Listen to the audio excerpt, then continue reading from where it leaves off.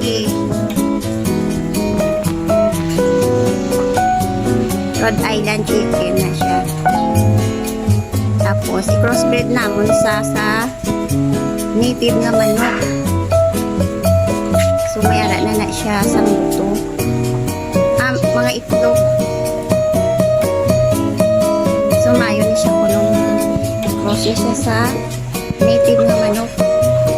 May siya padamuon na manok na si Rhode Island. Ang native na manok. So, nagalunglong na siya ang manok na native. So, pinasubuan na. Nakasubuan mo manok na si Red kay wala siya partner. So, nakagawa na siya. Nagbigad ng adlaw. Ayaw mo pangita sa ila. Atuto siya sa iya. Kalalan. May gani nakakatuto siya sa isang pa-friend. May mga manok man. Mayo na lang sila nakakuha sa kay Red. So, mag-crossbreed na sila. May ala na siya mga itlog diraw. So, magdamo. Padamuon ni namon kay mayo ni siya magklase. So, mag-start na sa duwa lang sa isa ka pares nga manok. So, mag-crossbreed ni sila. So, magdamo. So, mag-start na ta sang retry farming. Raising chicken. Free-range chicken.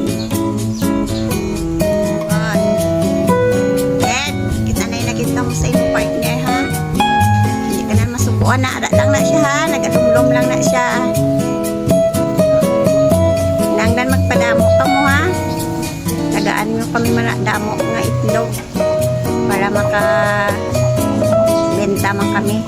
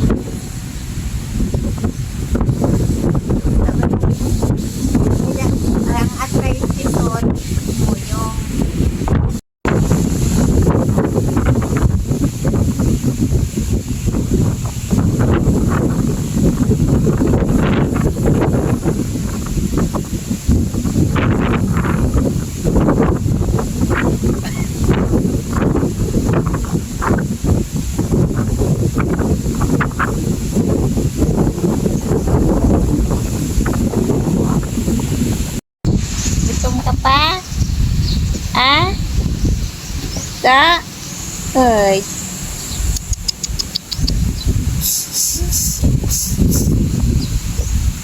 kaburingit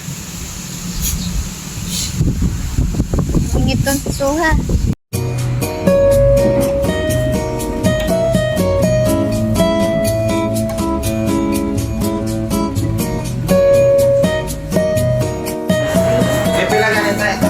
Goodness yung harapan ko. Patali na din lang ang spot. Ito sa akin ito. Dahil ba mga masaya. Tumigil ko ba ay sama. Feel na nana. Nabigil ko sa kaya. Pero tinagdag ko na. Ay ko na basa. Yan.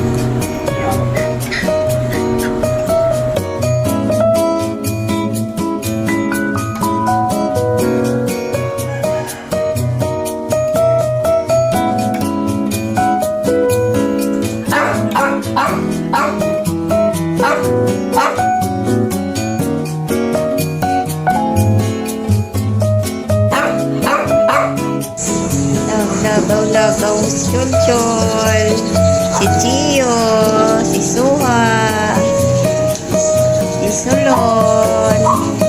Dagdag.